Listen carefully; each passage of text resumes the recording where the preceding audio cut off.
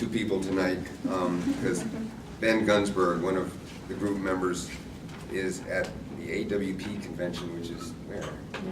Minneapolis. Oh, how appropriate, because the first poem is about Minnesota. So I'm going to read three of Ben's poems. Ben is, I think, the cleverest of the people in the group. He's always got some kind of experiment he's doing with every poem. And this first one's called What to Do with Minnesota, which I think is a great title. And it's almost a mirror poem. It has one stanza and then it flips around, and the second stanza is almost a mirror of the first, so it's a lot of fun. What to do with Minnesota? What to do with muddy fields in fall, besides study the strange loyalty of geese as they pass disguised as a necklace over all that missing corn, the last beats guarding their sweet magenta. You feel sorry for naked trees, also for yourself, because you know this isn't March when geese return like seeds, proving life begins again. Remember when you weren't sure what to do with muddy fields last fall, and like a beat buried yourself in memory, the strange loyalty of geese disguised as seeds blown over earth, all pasts planted in the present like new grass curtained by rain. Forget the prophecy of leaves torn apart by a hard wind. This next one, I almost didn't read because I think there's no chance of my reading it right, but it's fun in any case. It's an account of Ben's son learning to read by talking to and clicking on a computer. So it's very, it's kind of him overhearing the son and the computer, mostly the computer. So it's called Machine Overheard Teaching Boy to Read. What is in the mitten? Click on the question mark. That's right. A question mark shows what is in the mitten. Click on the skunk. Down by the words, the mitten, rewritten. Go on, practice reading this page. Click on the rewind button, repeat. What is in the mitten? Great. Now you can play it back. Click on what? This is not the word what. Click on what? That's right. Click on in. Click on in. Click on correct. Click on mitten. This is what sentences should look like. Click here. This is not the word mouse. A mouse is in the mitten. Which of these words goes in this blank? That's right. A mouse is in the mitten. The sentence should say a mouse is in the mitten. Correct? A porcupine is in the mitten. That's right. A porcupine is in the mitten. You got it. A porcupine is in the mitten. That's right. The sentence should say, what is in the mitten? The sentence should say, click here. The sentence should say, click on the pencil when you're finished. Correct. You made a great story.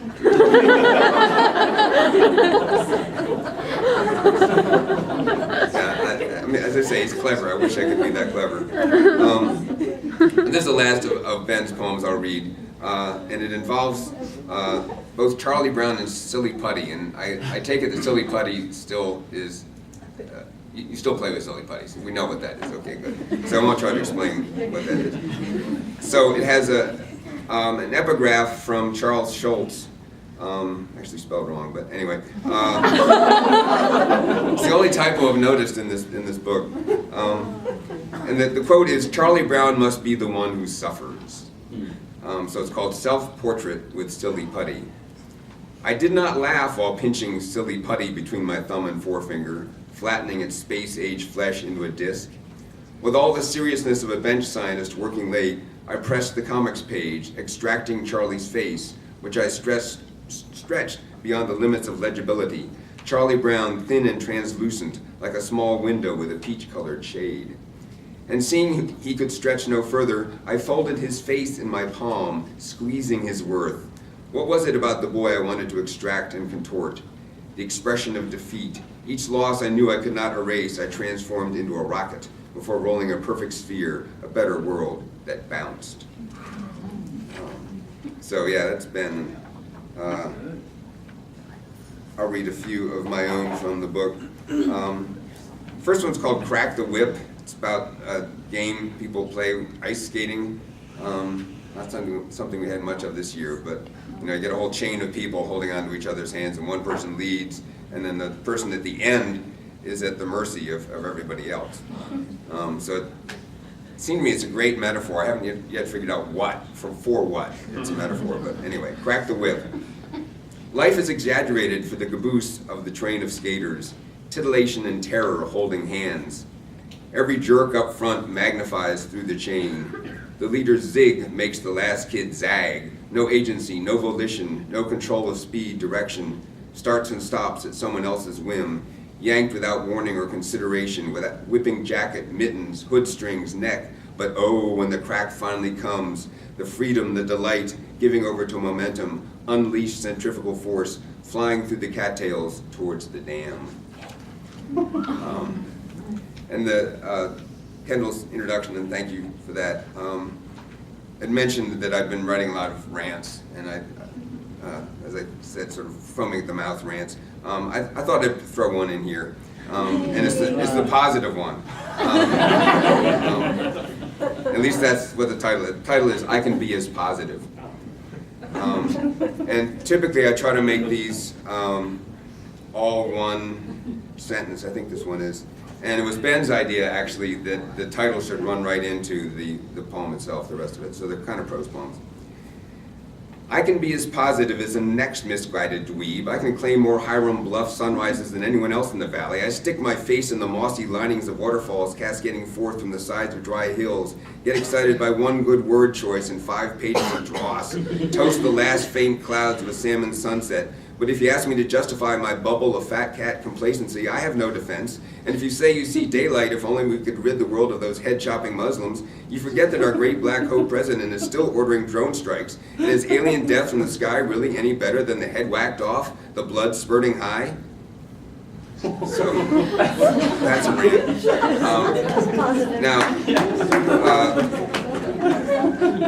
Star is getting all the attention tonight, and perfectly rightly so.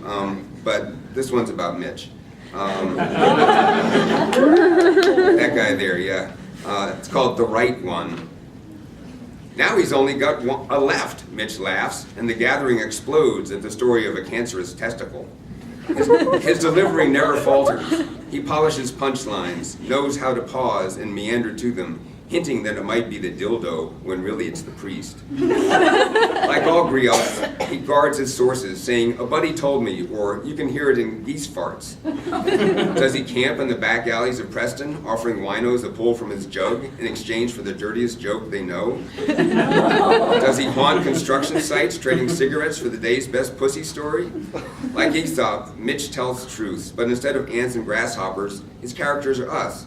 Just a little raunchier, a little lustier, a little quicker with a caustic put-down. You might think he's just clever or has a good memory until you see the one-stone sack.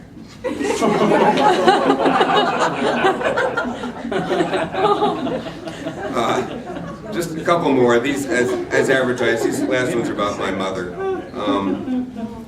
Actually, this one started off being about my mother, but ended up just being about sound. And it's a takeoff on Robert Frost's poem, Choose Something Like a Star, if anybody happens to know that. It's called Mother's Latest Obsession, Those Porch Rugs. She doesn't venture out at night to rest her mind on Frost's staid star, nor ask with what degree of heat it burns. Her mind distant, unmoored, she chooses something like a star, a pair of braided yellow rugs she bought to soften children's falls. And one last one, the most recent of these actually, it's called Orange Mittens. You can probably get the idea, but there used to be a company called Frostline in Colorado that would send you all the pieces and to make any kind of down stuffed things. So she made me a big jacket, and in this case she made me these amazing mittens. But they're orange. They're kind of construction site kind of orange. Anyway, Orange Mittens. I can second guess the color, but not the design. It's true one thumb is suede, one smooth, and Ma ran out of feathers on the top of the right outer mitt.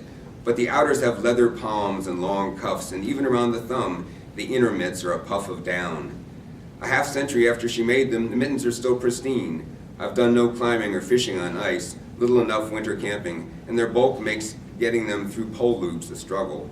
But when everyone else is swearing at cold fingers and taping chemical heaters to their palms, my hands are toasty, thanks to her industry and sewing machine, her needle arch, virtuoso skills that would never brighten a resume, long-range vision that could have served her as a CEO of an NGO if she hadn't obsessed about our cold hands. Thanks.